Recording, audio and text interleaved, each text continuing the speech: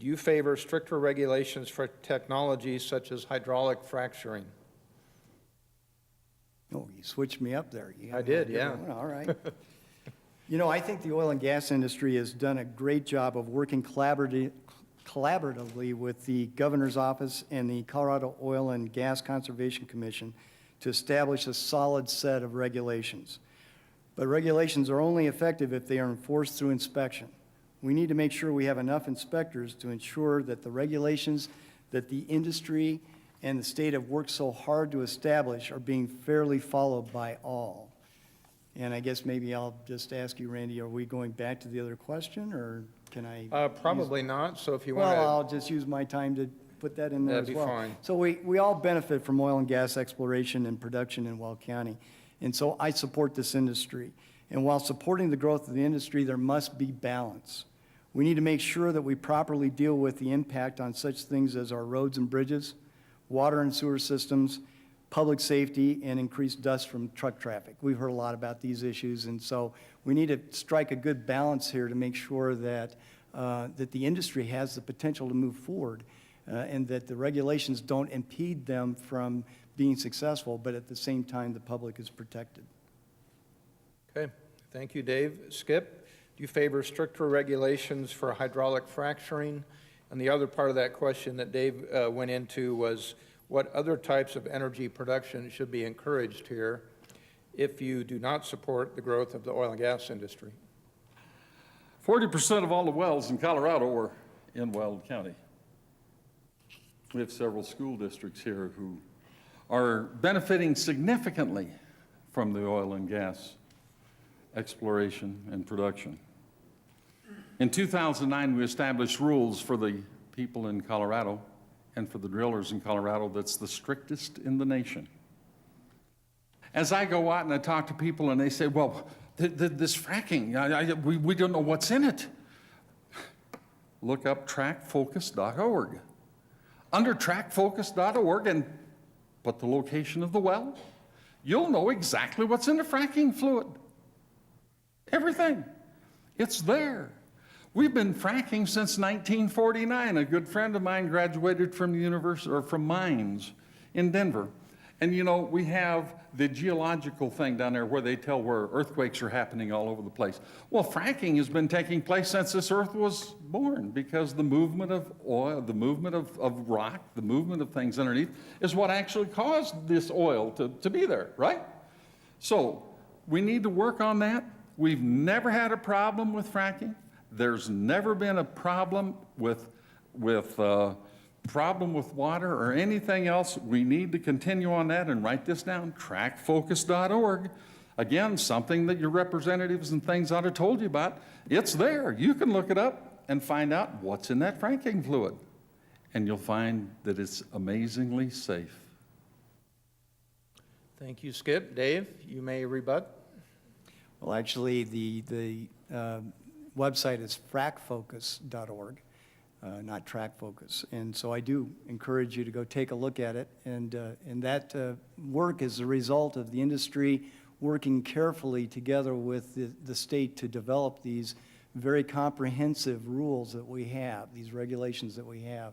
And I am, as my opponent has said, we are really benefiting greatly in this county, especially from these new drilling techniques, and they've really gotten more precise and better in the last decade. And so it's great that we have that opportunity.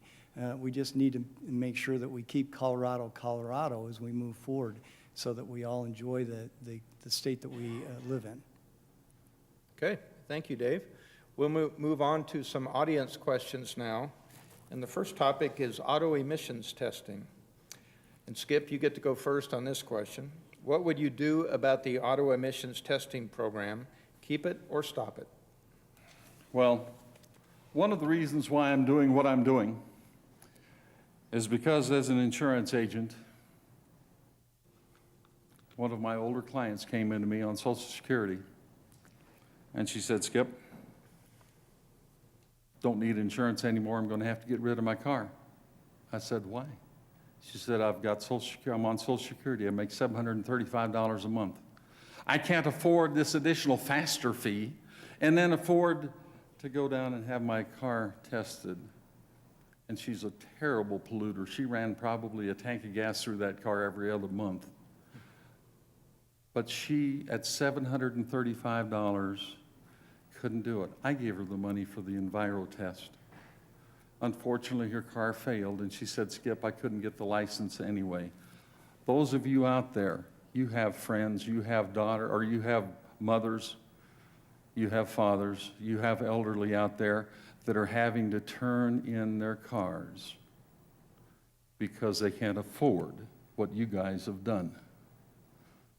And we don't need the Enviro test in Weld County. You've been given all of the information on that. Proves that we don't have to have it in Weld County. The faster fees that were going to make us all kinds of money caused so many people to lose their cars that we didn't even get nearly the amount of money that they said we should. It cost her 300% more for her plates. A doctor client of mine who has 5 cars, very nice, his increase was 5%. I want to get that off the backs of our Social Security people and my grandparents and parents. Thank you, Skip. Dave, what would you do about the auto emissions testing program? Keep it or stop it? I think I would keep it, but it needs to be amended. It needs to be changed. It's a very complex situation. I am appreciative of the fact that it does put a tremendous burden on people who are on fixed incomes. That's certainly a problem that needs to be addressed. Unfortunately, the bill that was brought forward in the last session didn't address that really directly at all. I was not in the legislature when the vehicle emissions program was instituted. I had no role in passing that particular program. However, in doing a lot of research, I realized that we live in an environment in Colorado where ozone is created probably at a higher rate than other parts of the country. It's simply due to the fact of our geography, our elevation, and some things that are out of our control. And so it's important that we deal with it. I've knocked on thousands of doors in House District 50, and as I've come across a variety of individuals with significant health problems in respiration, they are appreciative of the fact that we are paying attention to the air quality and making sure that they have safe breathing, because their health really depends on that. So we have a thorny issue here that we really need to look at. There's no right or wrong, there's no yes or no on this one. We really need to be thoughtful about our approach, look at the science, and really decide how we can deal with it. We also need to peel apart the issue of the effectiveness and the efficiency of the testing program and deal with that separately from the issue of whether or not we need one.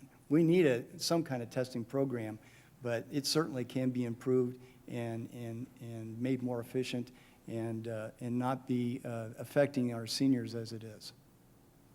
Thank you, Dave. Skip, you may use your rebuttal. Thank you, sir. I've knocked on thousands of doors also. I followed you up a lot of times, Dave. And I said, what do you think about the Enviro test? I've had none of them say, boy, it's the greatest thing there ever was to love it. What do you think about faster? Boy, that was the greatest idea they ever had. No, it's not good. Let me tell you about another client that I have, a young man who has a big old Ford F-350, but he works in the oil rigs and he makes good money. And he went down and he had his pickup tested, and you know what? Failed. But you know what? All he had to do was put $750 into that pickup, and then he was given a grant to go ahead and continue to drive for another year. So my little lady lost her car, but Mr. Polluter, because of what you guys did, is out there polluting the environment where we are all right, and we need to stop that. It's not fair. Okay, thank you, Skip. I think we'll try and squeeze in one more audience question, and I think the way we'll do that is limit you both to 1 minute for the answer on this question. Then we can move on to closing arguments and finish up in the hour that we have allotted. Dave, you get to go first on this question. Early release of career criminals to our cities causes more crime. What would you do to help municipalities in House District 50 to solve this problem? Well, actually, we have empty beds in our system at this point that we could be utilizing. We, again, have funding problems at the state level that are actually forcing us to drive down funding for all segments of our budget. So we have pulled out $1 billion out of K-12 education over the past 3 years. We've driven down our funding for higher education. It's about 49th in the nation now. Medicaid, and I worked diligently on a bill to try to help get better health outcomes and contain costs. That bill passed. I worked with Republicans and Democrats alike on that bill. We knew we had to deal with it because we've got major funding problems in the state of Colorado. The fourth area is corrections, Department of Corrections. And we have empty beds, but we keep closing prisons because of this particular funding problem that we have. So, you know, I do believe that there are solutions to this if we are thoughtful about how we approach it. I think we need to look also at other programs, treatment programs that would help people avoid ending up in the corrections system. I'm an education person, and I believe that if we put our resources to early childhood and get students on a good track, that we can avoid some of these problems that we see with folks ending up taking a criminal path. Okay, thank you, Dave. Skip, what would you do to help municipalities in HD 50 to address the problem of early release of career criminals? Well, I don't like the idea of early release of career criminals, and when you say that, you're painting with a broad brush. We need to be very diligent and very careful about who we actually release. Some of those, I think, can be released a little earlier. I don't know of all of those empty beds you're talking about, Dave. I know some people would like to know about that. We have a problem with the cost there. My idea is absolutely the same as Dave's. Let's teach them when they're young. Let's work with them when they're young. Let's not let them get into that system. And that's, again, one of the reasons why I went to 4-H. One of the reasons why I became the first director of the Colorado 4-H Foundation was to fund those things, and we've done it well. They need to do more of those kinds of things. Let's concentrate on how we can help our kids instead of how we can keep people in jail. Okay, thank you. Dave, you can use your rebuttal if you want to. Okay, we will move on to closing arguments then. That concludes our question period of the program. The order of the closing arguments is the reverse of the opening arguments, which means, Skip, you get to go first with your closing remarks. And again, both of you get 2 minutes. Well, Randy, first of all, I'd like to say thank you for being here. We've been on the opposite, or I've been on the other side of the desk on occasions, and I realize how difficult that is. I would like to thank everyone else for coming too, because it's so important. And Dave, God bless you, and I'm glad you're down there, and I'm glad you've been there, and I'm glad you're running, because that's what we need. We need interested people running. We have a difference of opinion, and that simply is something that we need to judge and we need to look at. I'm more for getting the best out of people, working diligently as we can, getting the most money out of the dollars that we spend. I tell you again that we live in a situation where it is a difficult cycle. The taxes go up, the fees go up. If we can't tax it, let's put a fee on it. If we can't put a fee on it, let's do a permit. If we can't do a permit, let's do something else, and it's caused problem after problem. We need to make sure that our tax dollars are used wisely. And there are those people in government who have done so well with their groups or their divisions. We need to celebrate them. We need to give them more. The same thing with schools. Dave had something where he passed a bill on Medicare where the better doctors got better money. a wonderful, brilliant idea.